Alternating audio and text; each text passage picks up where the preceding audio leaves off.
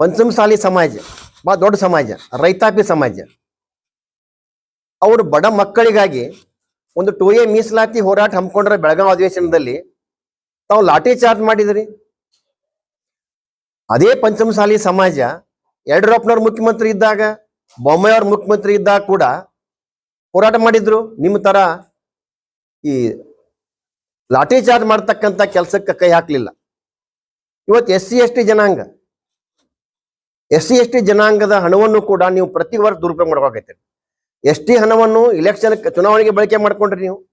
ಇದೆಲ್ಲ ನೋಡಿದ್ರ ಇವತ್ತು ನಮ್ಗೇನು ಅನ್ಸಾಕತ್ತೆ ಅಂದ್ರೆ, ನಮ್ಮ 1947ರ ಪೂರ್ವದಲ್ಲಿ ನಮ್ಮ ಬ್ರಿಟಿಷ್ ಏನು ಭಾರತ ದೇಶ ಆಳ್ತಿದ್ರು, ಅವಾಗ ನಮ್ಮ ಹಿರಿಯರು ಏನು ಪೂರ್ವಜರು ಹೇಳ್ತಾರ ಅವ್ರು ಅನುಭವಿಸಿದ ಕಷ್ಟಗಳನ್ನು. ನಮಗೇನು ಅನ್ಸಾಕತ್ತೆ ಅಂದ್ರೆ, ಇವತ್ತು ರಾಜ್ಯದಲ್ಲಿ ಬ್ರಿಟಿಷ್ ಬಂದು ಹೊಕ್ಕಾರೇನೋ ಅನ್ನುವಂಗ ಇವತ್ತು ವಾತಾವರಣ ಕ್ರಿಯೇಟ್ ಆಗೈತೆ ರಾಜ್ಯದಾಗ. ಅದಕ್ಕೆ ನೀವು ಮಾಡ್ಬೇಕಾದ ಕೆಲಸ ಸಾಕಷ್ಟು ಅದಾವ, ಆ ಕಡೆ ನೀವು ಲಕ್ಷ ಕೊಡ್ತಾ ಇಲ್ಲ. ಇವತ್ತು ನಾ ಬಬಲೇಶ್ವರ ಮತಕ್ಷೇತ್ರದ ಒಬ್ಬ ಮತದಾರನಾಗಿ, ಭಾರತೀಯ ಜನತಾ ಪಕ್ಷ ಜಿಲ್ಲಾಧ್ಯಕ್ಷನಾಗಿ ಸಾಕಷ್ಟು ಹೋರಾಟಗಳು ಮಾಡ್ತಾ ಇದ್ದೀವಿ, ಪತ್ರಿಕಾಗೋಷ್ಠಿಗಳು ಮಾಡ್ತಾ ಇದ್ದೀವಿ.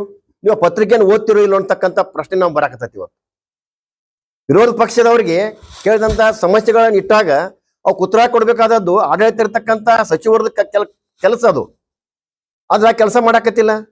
ಇವತ್ತು ಬಬಲೇಶ್ವರ ಮತಕ್ಷೇತ್ರದಾಗನ ಹಳ್ಳಿಗಳ ರೋಡ್ ಹೆಂಗದಾವ ಅಂದ್ರೆ ತೆಗ್ಗುಂಡಿದ್ದ ಕೂಡ್ಬಿಟ್ಟಾವ. ಅದನ್ನ ಬಿಡ್ರಿ, ಇವತ್ತು ನಾವು ಬಬಲೇಶ್ವರ ಮತಕ್ಷೇತ್ರ ಬರ್ತಕ್ಕಂಥ ಹಳ್ಳಿಗಳು ಇವತ್ತು ಬಿಜಾಪುರ ಜಮಖಂಡಿ ರೋಡ್ ಇರ್ಬೋದು, ಅಥವಾ ಬಿಜಾಪುರ ಗಲ್ಗಲ್ ರೋಡ್ ಬರ್ತಕ್ಕಂಥ ಹಳ್ಳಿಗಳು ಏನದ ಎಲ್ಲ ಹಳ್ಳಿಗಳು ಇವತ್ತು ಅವ್ರು ಬಿಜಾಪುರಕ್ಕೆ ಬರ್ಬೇಕಾಗ್ತೈತಿ. ಇಲ್ಲಿಗೆ ಹಾಸ್ಪಿಟಲ್ ದವಾಖಾನೆ ಕೆಲಸಕ್ಕೋ ಬೇರೆ ಬೇರೆ ಮಾರ್ಕೆಟಿಂಗೋ ಬರಬೇಕಾದಂತ ಅನಿವಾರ್ಯ ಅದ. ಸೈಕಲ್ ಮೋಟರ್ ಮೇಲೆ ಬರುವಂತ ಸಂದರ್ಭದಾಗ ಅವ್ರು ಹೊಳ್ಳಿ ಹೋಗುದು ಬರುದು ಇಷ್ಟು ಕಷ್ಟ ಅನುಭವಿಸಕತ್ಯಾರ. ಭಾಳ ನೋವಿನ ಸಂಗತಿ ಅದ. ಯಾಕೆ ನೀವಂತೂ ಮತಕ್ಷೇತ್ರಕ್ಕೆ ಯಾವಾಗ ಬರ್ತೀರಿ, ಆ ತ್ರಾಸ ನಿಮ್ಗೆ ಆಗುದಿಲ್ಲ. ಅಲ್ಲಿ ಮತಕ್ಷೇತ್ರದಲ್ಲಿ ಅನುಭವಿಸಿರ್ತಕ್ಕಂಥ ಈ ಜನಸಾಮಾನ್ಯರ ಕಷ್ಟಕ್ಕೆ ನೀವೇನು ಉತ್ತರ ಕೊಡ್ತಾ ಇದ್ರಿ ಅಂತಕ್ಕಂಥದ್ದು. ನಾನು ಕೂಡ ಒಂದಲ್ಲ ಪತ್ರಿಕಾಗೋಷ್ಠಿ ಮಾಡಿದ್ನಿ. ಆಶ್ರಮ ಸುತ್ತಮುತ್ತ ಬಡಾವಣೆ ಎಲ್ಲ ತೆಗ್ಗನ್ನು ಕೂಡ್ಯಾವತ್ತೇಶ. ಬಿಜಾಪುರದಲ್ಲಿ ಬಹಳಷ್ಟು ಏರಿಯಾಗಳಲ್ಲಿ ತೆಗ್ಗುಂಡಿಗಳನ್ನ ಕೂಡಿದಾವ. ಅವಕ್ಕೆ ನೀವು ಗುಂಡಿಗಳು ಮುಸ್ತಕ್ಕಂಥ ಕೆಲಸನೂ ಕೂಡ ನೀವು ಮಾಡ್ತಾ ಇಲ್ಲ. ಅದೇ ರೀತಿ ಬಿಜಾಪುರ ಗುತ್ತಿಗೆದಾರ ಪರಿಸ್ಥಿತಿ ಏನೋ ರಾಜ್ಯದಾಗ ಇವತ್ತ ಬಹಳ ಗಂಭೀರದ ಗುತ್ತಿಗೆದಾರ ಪರಿಸ್ಥಿತಿ ರಾಜ್ಯದ ಬಿಡು. ನಾವೀಗ ನಾವು ಜಿಲ್ಲಾ ಅಧ್ಯಕ್ಷನಾಗಿ ನಾ ಬಿಜಾಪುರ ಉಸ್ತುವಾರಿ ಮಂತ್ರಿ ಕೇಳಕ್ಕೆ ಇಚ್ಛೆ ಪಡ್ತೀನಿ. ಬಿಜಾಪುರ ಜಿಲ್ಲೆ ಗುತ್ತಿಗೆದಾರರು ಇವತ್ತ ಬಹಳಷ್ಟು ಕಷ್ಟ ಅನುಭವಿಸಕತ್ಯಾರ. ಸಾಲಗಾರ ಬಂದ್ ಮನಿ ಮುಂದ್ ಕುಂಡ್ರಾಕತ್ಯಾರ. ಗುತ್ತಿಗೆದಾರರು ಮನೆ ಬಿಟ್ಟು ಪರಾರಿಯಾಗಿದಾರ. ಬಿಜಾಪುರ ಜಿಲ್ಲೆಯ ಉಸ್ತುವಾರಿ ಮಂತ್ರಿಗಳು ಅವ್ರ ಬಗ್ಗೆ ಕಳಕಳಿ ಬೇಕಲ್ಲ ನಿಮಗ. ಇನ್ನೊಂದು ವಿಷಯಕ್ಕೂ ಪತ್ರಿಕಾಗೋಷ್ಠಿ ಮಾಡಿದ್ನೆ.